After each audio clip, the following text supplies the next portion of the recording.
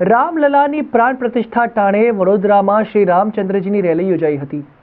અયોધ્યાથી લાવવામાં આવેલ ચરણ પાદુકાના દર્શનનો શહેરીજનોએ લાભ પણ લીધો હતો। અયોધ્યામાં ભગવાન શ્રી રામની પ્રાણ પ્રતિષ્ઠાના દિવસે વડોદરાના સમા વિસ્તારમાં રેલીનું આયોજન કરવામાં આવ્યું હતું। અયોધ્યાથી ભગવાન શ્રી રામની ચરણ પાદુકા અત્રે લાવવામાં આવી છે અને પાદુકા બગ્ગીમાં મૂકી તેના દર્શન કરાવવા સાથે વિશેષ રેલી યોજાઈ હતી। અયોધ્યામાં ભગવાન શ્રી રામની પ્રાણ પ્રતિષ્ઠાના પ્રસંગે પેટ્રોવર્લ્ડ પ્રાઇવેટ લિમિટેડના રાજેશ ખંડેલવાલ અને મમતા ખંડેલવાલ તથા શનિ મિત્ર મંડળ દ્વારા એક વિશેષ રૂપે આ દિવસની ઉજવણી કરવામાં આવી છે। તેઓ અયોધ્યાથી ભગવાન શ્રી રામની ચરણ પાદુકા અત્રે વડોદરા લાવ્યા છે।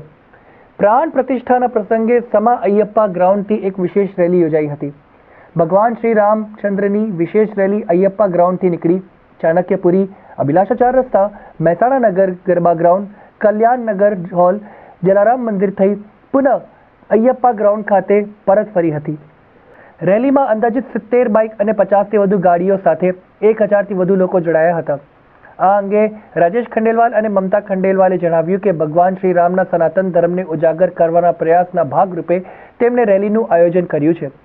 નિસ્વાર્થ ભાવના સાથે વધુમાં વધુ શહેરીજનો અને ધર્મપ્રિય લોકો રેલીમાં જોડાયા હતા। અયોધ્યાથી ભગવાન શ્રી રામની લાવવામાં આવેલી ચરણ પાદુકાના દર્શન કરી ધર્મપ્રિય લોકો ભાવ વિભોર બન્યા હતા। રેલીમાં સાથે ઢોલ બેન્ડ પણ જોડાયા હતા। રેલી પૂર્ણ થયા બાદ અયપ્પા ગ્રાઉન્ડ ખાતે મહાપ્રસાદનું આયોજન કરવામાં આવ્યું હતું। सांजे 1100 दीवानी महाआरती पण योजाई थी।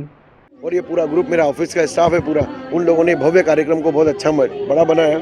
और उसके साथ साथ में आज हमारी जो शोभा यात्रा है वो शोभा यात्रा अयप्पा ग्राउंड से होती हुई जलाराम नगर से पूरा रूट लेती हुई और अभिलाषा 4 रास्ता से होकर हम लोग यहाँ पर निकले हैं, पधारे हैं। कृपया करके सारे भक्तजन को दिल से भावभीनी आमंत्रण है, सभी लोग आके यहाँ पर अपना आप महाप्रसादी का लें, ग्रहण करें और भगवान श्री राम का प्रसाद लेके अपने अपने घर जाएं।